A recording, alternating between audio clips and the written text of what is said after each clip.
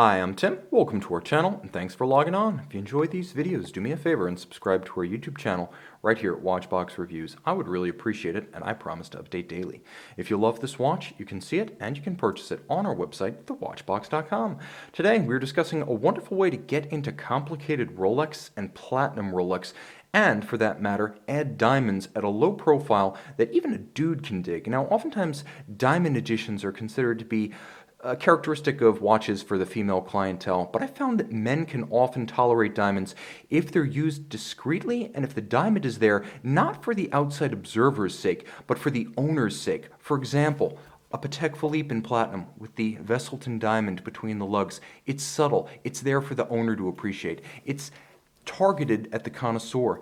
And when you have a full platinum Rolex Day-Date with a silver dial, silvery smooth platinum case and bracelet, you add a little bit of ice on the dial and it doesn't stick out, not in a garish way. It doesn't offend, it delights. It adds richness to a watch that's already redolent of quality.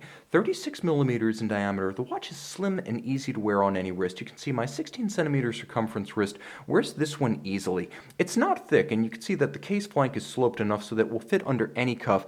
It's not thin either, 12.1 millimeters thick. It's no ultra thin watch, but it is a nice one to wear with a cuff because of the shape of the case band. Lug to lug, the watch is nice and compact. It is a unisex option, make no mistake.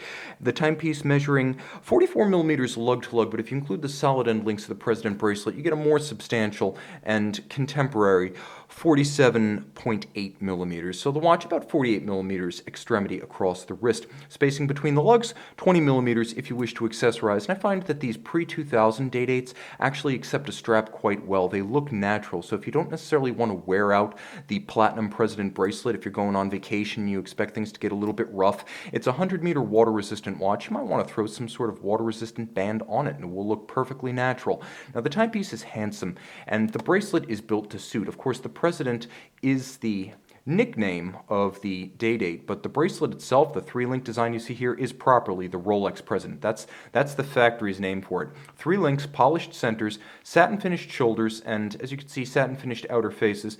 As ever, it has removable links fixed by screws, and a very solid clasp. This is the crown clasp. The interior is, appropriately, made of precious metal, and you can see that the crown is the only cue as to the partition point of the two halves of the bracelet. So you just dig your fingernail in and it opens right up. The tolerances are superb. This one is aged well, and if you're wondering how long it is aged, this reference 18206, let me see if I can get everything back in focus and improve the lighting a bit here, but this reference 18206 is a U serial, so roughly 1997. So a 90s era double quickset platinum Day-Date.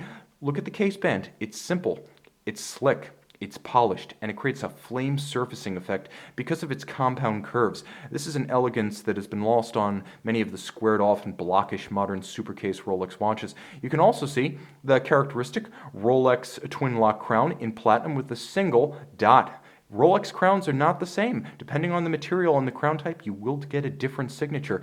And back with the twin locks in the 90s, it was a single dot for platinum. The bezel is not conical, but rather slightly domed, and you can see that the dial is a spectacular silver sunburst. The calibrations provide high contrast when you look at the watch up close. As you can see, white gold hands, white gold feet for the diamonds. The actual index settings are white gold. The diamonds, a combination of baguette cut for 9 o'clock and 6 o'clock and brilliant cut for the remainder of the hours. Cyclops eye magnifier, sapphire crystal, of course for this generation, this being the double quickset. And the timepiece beating away at 28,800 vibrations per hour. Now, what's a double quickset Day-Date? Well, there's a quickset for the day and there's a quickset for the date. So you don't have to spin the hands again and again and again to advance through the days and the dates.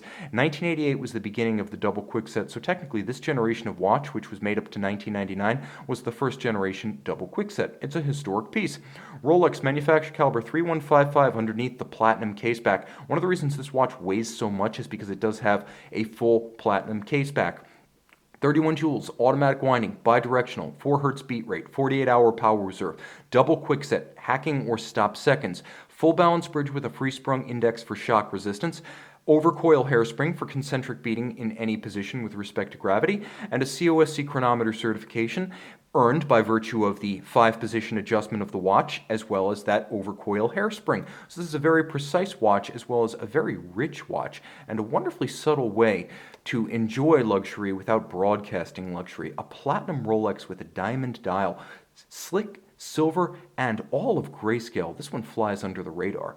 See it and take flight on the watch box.